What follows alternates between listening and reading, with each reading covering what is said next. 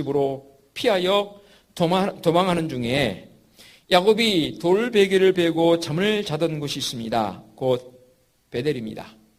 그 베델에 이제 나중 20년 후에 돌아오면서 제단을 쌓고 하나님께 제사를 드리는 그러한 야곱인데, 이제 외삼촌 라반의 집으로 도망하면서 그곳에서 잠을 자고 나서 28장 17절에 이렇게 고백을 합니다. 이에 두려워하여 이르되 두렵도다 이곳이여 이것은 다름 아닌 하나님의 집이요 이는 하늘의 문이로다 라고 고백합니다. 즉 두려워하는 야곱의 모습이 여기서 등장합니다. 참 뭐라고 그럴까요? 그 마음속에 어떤 두려움인지를 우리가 가히 짐작해 볼 수 있는 그런 모습입니다. 하나님이 두렵기도 하고 또 형이 두렵기도 하고 그 마음을 가지고 외삼촌 라반의 집으로 도망하여 갑니다. 그런데 이 두려움의 문제가 되는 것은 뭐냐면 두려워하지 않아야 할 사람이나 어떤 일들, 다른 것들을 두려워하는 나머지 실망하고 좌절하고 포기하고 실패해서 넘어지는 그러한 우리 인생들의 모습을 보게 됩니다. 과연 나는 어떤가요? 여러분 살면서 무엇이 그렇게 두렵던가요? 두려워서 의기소침해서 어찌할 바 몰라 하는, 심지어는 극단적인 선택까지 하는 안타까운 모습들을 우리 주위에서 심심치 않게 보게 됩니다. 두려워지게 된 이유는 여러 가지가 있겠지요. 그래서 이 두려움의 이유를 좀 분석해보고 그것을 알아야 지피지기 백전백승하지 않습니까? 상대를 알고 나를 알아야 내가 뭐든 이길 수 있는 것인데 도대체 두려움의 원인이 뭔가 한번 몇 가지로 나눠보도록 하겠습니다. 가장 먼저 두려워지는 것은 죄를 지을 때 마음속에 두려움이 생기지요. 아담을 한번 봐볼까요? 처음 사람 아담, 선악과를 따먹기 전에 얼마나 하나님과 동행하는 자의 모습, 에덴이 기쁨이란 뜻이지 않습니까? 그 에덴에서 기쁨의 생활을 유지해 갔습니까? 그런데 그가 하나님께서 명하신 이 죄를, 즉 선악과를 따먹지 말라라고 엄히 명령하셨는데 그만 꾀임에 빠져서 따먹고 말았습니다. 선악과를 따먹은 아담을 하나님께서 찾으십니다. 아담아, 네가 어디 있느냐? 아담의 마음속에 두려움이 생겨서 내가 벗었으므로 두려워하여 숨었나이다. 죄 짓고 보니까 더 이상 하나님을 볼 수가 없습니다. 그러니 숨을 수밖에 없는 이 아담의 모습, 어쩌면 나의 모습, 우리의 모습 아닐까요? 또 요나 선지자를 한번 살펴봐 보십시다. 하나님께서 니느웨 성을 이제 구원하고자 요나에게 명령을 내렸습니다. 요나야, 내가 니느웨 성을 구원하고자 한다. 너는 비록 이 니느웨가 이방 성읍이지만 가서 그들에게 회개하라고 외치라. 그러면 그들이 회개하면 내가 구원하리라. 그런 메시지를 통해서 그에게 명령하셨음에도 불구하고 요나의 마음속에는 아니 니느웨가 어떤 성입니까? 우리를 괴롭게 하는 이방인들의 성읍인데 그곳에 가서 회개하라고 구원을 외치라고요? 저 그거 못해요. 그래서 요나는 하나님의 명령을 거역하고 피하여 도망합니다. 다시스로 가는 배를 탔습니다. 배를 타긴 탔는데 마음에 편치 않습니다. 그래서 배 아래 가장 아랫부분을 찾아서 내려갔습니다. 그곳에 숨었습니다. 왜요?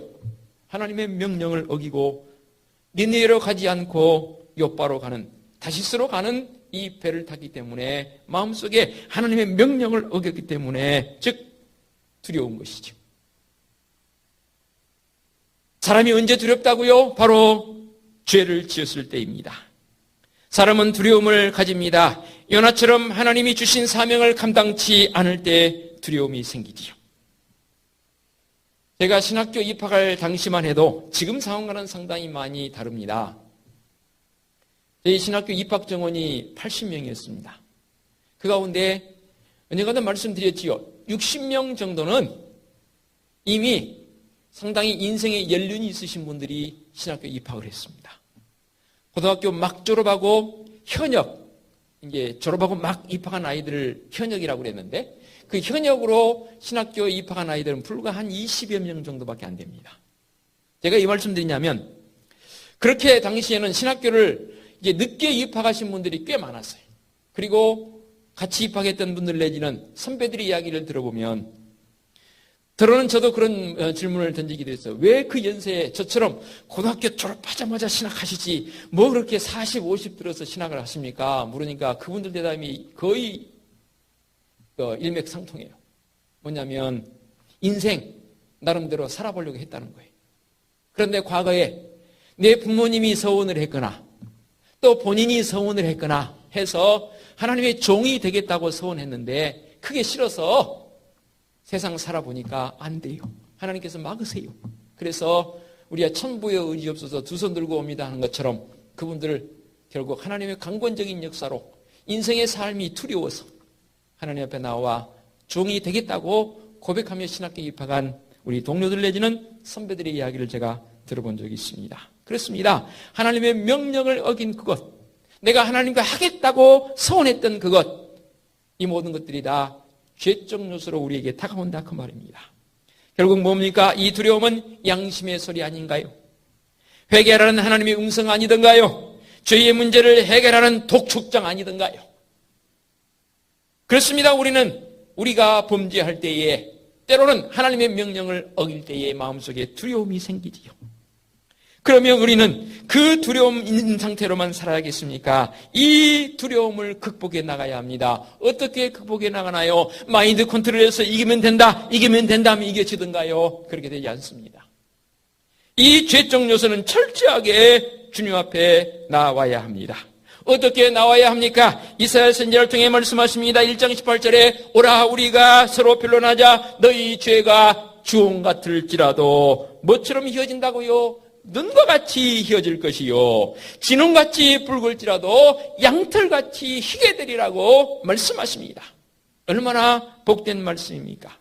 또 사도 요한을 통해 말씀하십니다. 요한일서 1장 9절에 만일 우리가 우리 죄를 자백하면 이는 미쁘시고 의로우사 우리 죄를 사하시며 우리를 모든 불의에서 깨끗하게 하실 것이요 라고 말씀하고 있습니다. 그렇습니다. 철저하게 우리 주님의 구속의 십자가의 은총을 의지해 나갈 때에 이 죄의 두려움을 극복해 나간 줄로 믿습니다. 그 은혜가 우리에게 있기 때문에 오늘 이 자리에 앉아서 하나님 앞에 찬송자로 예배자로 나가는 줄로 믿습니다. 또 어떤 두려움이 있나요? 우리 속에 있는 연약함, 즉 나는 너무 연약하다는 그 마음이 생길 때에 두려움이 생깁니다. 오늘 우리 주신 이 말씀 가운데 13장의 말씀을 통해서 보면 40일 동안 가나안 땅을 정탐하고 돌아온 정탐꾼들이 12명이 돌아왔습니다. 그리고 이제 10명이 이 정탐에 대한 부분을 보고를 먼저 했습니다. 가나안 땅이 적과 꿀이 흐르는 땅인 건 사실입니다. 예, 그곳에 가보니까 진짜 우리가 생각했던 것보다 훨씬 더 좋았습니다. 거기까지만 보고 있으면 좋았을걸. 그러나 그 땅 거민은 우리보다 이미 먼저 그 땅을 차지하고 있는 원주민들을 보니까 그들은 강하고 성읍은 견고하고 힘이 크더이다. 우리 스스로 보기에 그들과 비교했을 때 우리는 뭐 같다고요? 메뚜기 같은 거예요. 능히 올라가서 그 백성을 치지 못할 정도로 그들은 이미 강한 사람들이 돼 있었습니다. 이 보고를 들은 백성들이 이구동성으로 하는 소리가 바로 오늘 말씀입니다. 얼마나 그들의 마음속에 두려움이 생겼으면 온 회중이 소리 높여 부르짖으며 밤새도록 통곡했다고 했습니다. 이런 일이 있을 수 있나요? 얼마나 두려움이 생겼으면 온 백성들이 부르짖으며 소리를 높여 부르짖으며 밤새도록 통곡했습니다. 그 통곡의 내용이 2절 이하입니다. 이스라엘 자손이 다 모세와 아론을 원망하여 온 회중이 그들에게 이르되 우리가 애굽 땅에서 죽었거나 이 광야에서 죽었으면 좋았을 것을 어째서 여호와가 우리를 그 땅으로 인도하여 칼에 쓰러지게 하려는가? 우리 처자가 사로잡히니 애굽으로 돌아가는 것이 낫지 아니하랴. 차라리 애굽으로 다시 돌아가서 종살이 하는 게 낫지 않을까? 아니 애초부터 우리를 출애굽시키지 말고 애굽의 노예 상태로 좀 살게 놔두지. 뭐하려 우리를 이 땅에 지금 가나안 땅이라고 우리를 그쪽으로 몰아넣어서 정탐꾼들이라도 보고 하는데 우리는 도저히 그들을 이길 수가 없습니다. 이 소식을 들은 백성들이 그렇게 통곡했다고 그랬습니다. 과연 하나님의 백성들이 해야 할 일입니까? 아니지 않습니까? 우리의 연약함을 어떻게 이겨나갈 수 있나요? 누구처럼 가서 헬스 열심히 하고 뜀박질 열심히 하면 건강해서 이겨나가진가요? 그렇게 되던가요? 나를 지으신 하나님 앞에 나의 나됨을 철저히 내놓고 주님 나와 함께 하실 때에 내가 온전히 하나님의 사람이요 은혜의 사람, 능력의 사람이 되는 줄로 믿습니다. 그런데 바로 이어서 이렇게 통곡하는 백성들에게 눈의 아들 여호수아와 예분네의 아들 갈렙이 자기들의 옷을 찢고 이스라엘 온 회중에게 말하여 이렇게 말합니다. 우리가 두루다니며 정탐한 땅은 심히 아름다운 땅이라. 10명과 똑같아요. 보고 내용요. 처음에는요. 서두에 똑같아요. 이 10명의 정탐꾼도 우리가 가나안 땅 정탐해 보니까 정말로 그 땅 아름답더이다. 심지어는 포도송이도 메고 왔잖아요. 얼마나 포도송이가 큰지. 그 정도로 비옥한 땅, 그야말로 적과 꼬리는 땅, 아름다운 땅 분명히 맞습니다. 그런데 10명의 정탐꾼들은 그 다음 그러나 해가지고 완전히 백성들을 실망시켰지 않습니까? 두려움에 떨게 했지 않습니까? 그런데 이 여호수아와 갈렙은 그렇게 하지 않습니다. 8절 여호와께서 우리를 기뻐하시면, 자, 이 말씀은 하나님께서 이스라엘 백성들을 기뻐하셨습니까? 아니면 앞으로 기뻐하실 거예요? 한번 말인지 못 알아듣겠어요.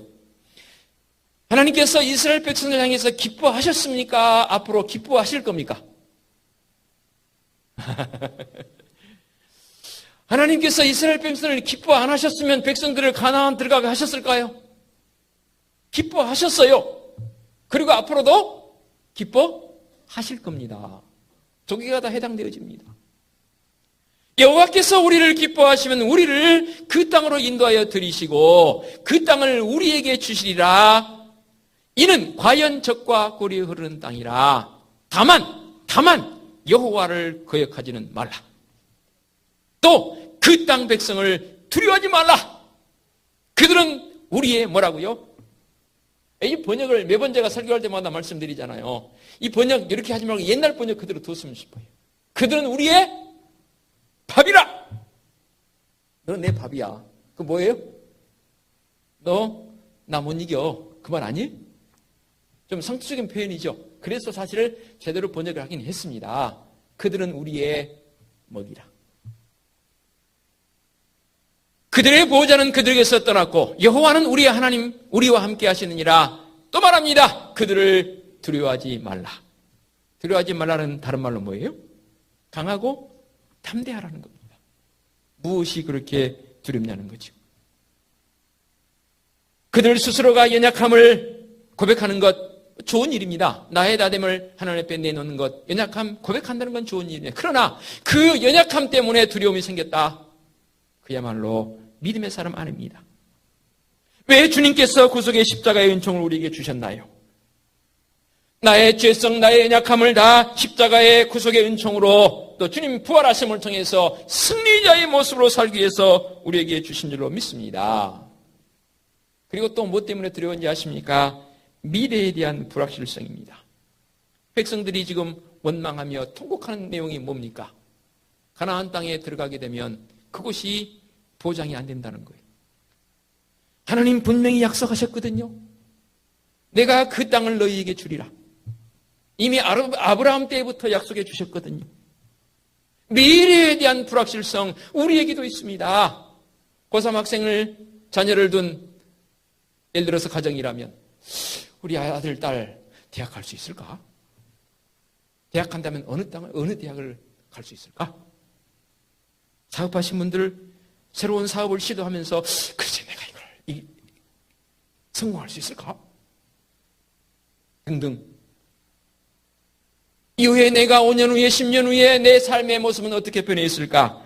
뭐가 그렇게 염려되어지고 걱정되어지십니까? 우리는 믿음의 눈으로 봐야 합니다. 믿음의 눈으로 보지 않기 때문에 문제가 생깁니다. 이성의 눈으로 바라보니까 자꾸만 계산되기 시작합니다. 그러나 믿음의 성도들은 이성의 눈이 아니라 믿음의 눈으로 봐야 합니다. 믿음의 눈으로 볼 때 우리 하나님 역사하시며 우리 하나님 분명히 내게 약속하심을 따라 이끌어가심에 대한 분명한 확신이 있는 줄로 믿습니다. 아니, 우리를 사랑하시는 하나님의 손안에 모든 것이 있는데 두렵기는 무엇이 두렵단 말입니까?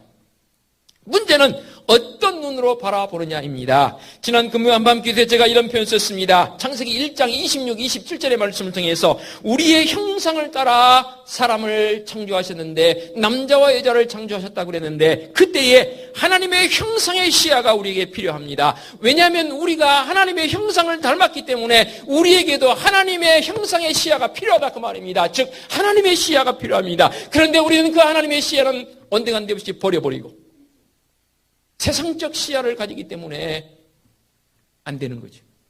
세상적 시야를 가지기 때문에 자꾸만 두려움이 생기는 것이죠. 내가 너와 함께하리라 강하고 담대하라 말씀하시는데 그 말씀이 내 귓전에만 맴돕니다. 그 말씀이 내 가슴 속으로 스며들어서 예 주님 그렇습니다. 제가 강하고 담대한 자의 모습으로 나갑니다. 군인들이라면 내가 십자가의 군병으로 나갑니다는 강한 결단이 왜 우리에게 없는 겁니까? 왜 그게 결여되었습니까? 언제까지 걱정만 하시다가 미래에 대한 걱정만 하시다가 두려워하시다가 생을 마감하시겠습니까? 미래는 내가 어떻게 해볼 수 있는 게 아니지 않습니까? 하나님의 역사하심 속에 분명히 나를 이끌어 가심에 대한 분명한 신앙 고백으로 나아갈 때에 나에게도 하나님의 시야, 하나님의 형상의 시야, 믿음의 시야가 생기더라 그 말입니다. 우리는 분명히 고백해야 합니다. 여호수아와 갈렙이 고백했던 것처럼 아무리 그들이 강하다 할지라도 그들은 우리의 뭐라고요? 밥이라. 그들은 우리의 먹이니라. 10명의 정탐꾼들은 스스로가 우리는 그들에 비하면 메뚜기라 말했는데 여호수아와 갈렙은 그들은 우리의 밥이라, 그들은 우리의 먹이라. 이 고백이 오늘 우리에게도 필요합니다. 마지막으로 무엇 때문에 두려움이 생기던가요? 혹시 죽음 아니던가요? 그래도 좀 인생의 연륜을 살아오신 우리 한나구역 어르신들 모르겠어요. 하나님 태어나시게 한 건 순서가 있지만 데려가는 건 순서가 없는 것 같아요. 그렇죠? 제가 만약에 이런 말을 하면 여러분 오해할 것 같아요. 여러분 이 시간 다 함께 우리 죽읍시다. 저 교주 아닙니다. 어느 교주는 뭐 함께 동반 그렇게 극단적 결단을 해서 한동안 아주 언론을 뜨겁게 달구었던 그런 일도 있죠. 저 그런 의미에서 죽자는 게 아닙니다.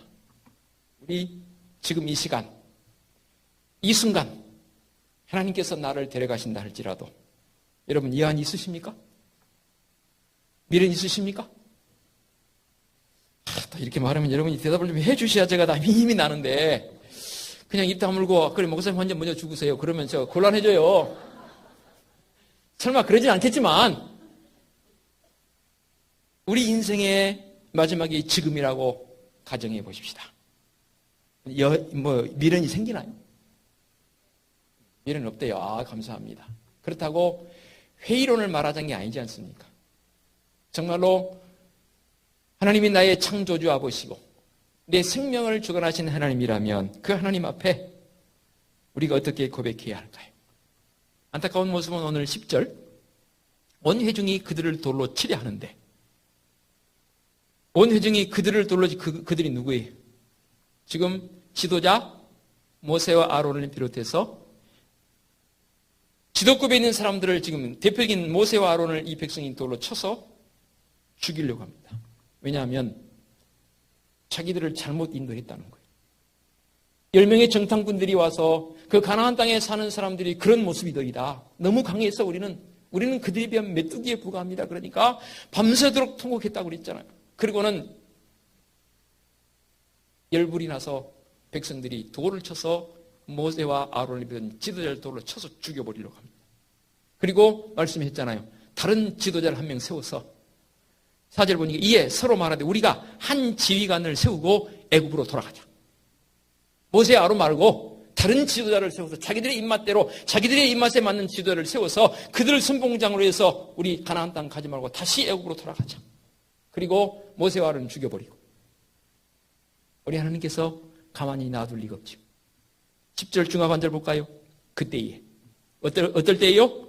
백성들이 모세와 아론을 돌로 쳐서 죽이려고 하는 그 순간, 그때에 여호와의 영광이 회막에서 이스라엘 모든 자손에게 나타나시니라. 그리고는 말씀하십니다.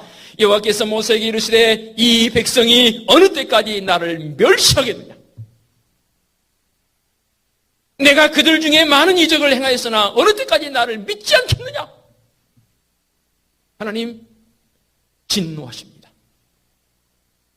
내가 전염병으로 그들을 쳐선멸하고 네게 그들보다 크고 강한 나라를 이루게 하리라. 하나님께서 화를 내십니다. 내가 그들을 전염병으로 내가 멸해버리리라. 역시 지도자여, 그 메시지를 들은 모세가 더 바짝 엎드립니다. 여호와여 외짜온데 그리하지 마옵소서. 그리하지 마옵소서. 제 마음속에 놀라운 도전이 생깁니다. 주님, 오늘 하루도 내가 주님의 은혜로 살아가는데 지금 혹여 나의 이 인생의 여정이 지금 두려워하고 있는 이 이스라엘 백성들의 모습은 아닙니까? 언제까지 두려움만 가지고 사시겠습니까? 주 예수여, 주 예수여, 어서 오시옵소서. 마라나타, 종말론적 신앙을 가지고 우리가 주님의 오심을 기다리며 살아갈 수 있는 믿음의 성도이기를 원합니다. 그렇습니다. 우리의 믿음을 굳건하게 해야 합니다. 결단해야 합니다. 미지근한 것 주님께서 원하시지 않습니다. 우유부단한 것 원하지 않습니다. 강하고 담대한 믿음의 사람들 되셔서 아무리 우리에게 죽음이 다간다 할지라도, 아무리 우리의 삶 속에 나의 연약함이 보인다 할지라도, 내가 아무리 죄 지었을지라도 다시금 하나님 앞에 나와 십자가 바라보고 그 구속의 은총을 통해서 주님, 이제는 그 두려움 다 십자가 아래 내려놓고 내가 너와 함께하리라. 볼지에다 내가 세상 끝날까지 너와 함께하리라 말씀하신 그 말씀을 마음속 깊이 새기고 오늘도 발걸음 힘차게 나갈 수 있는, 승리의 모습으로 나갈 수 있는 믿음의 성도들 되어주시기 바랍니다. 그래서 마지막으로 과거에 많이 불렀던 찬송 하나 제가 개인적으로 불러보고 말씀 마치겠습니다. 오직 믿음, 반주 없이 그냥 하겠습니다. 두려워 말라 어린 양이여, 땅과 하늘의 권세 잡으니 널 찾아내어 안동하시리니 죽음에서 생명에 이르리라. 오직 믿음 같이 할까요? 오직 믿음, 오직 믿음, 만사 형통하리.